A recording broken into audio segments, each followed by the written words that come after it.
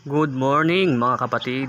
So for today's video gusto ko lang ipakita sa inyo yung area namin dito sa quarry dito sa May Cavite.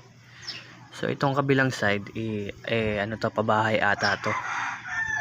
Yan. So yan ay mga duplex, magkakadikit yung mga bahay dyan.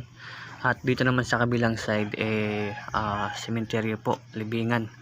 So zoom natin. So nakikita po ninyo yung apartment yan. Meron po mga bukas na nicho dyan. Yan po yung mga tapos na po yung kanilang upa, no? Kasi sa sementeryo po meron lang pong kontrata, no?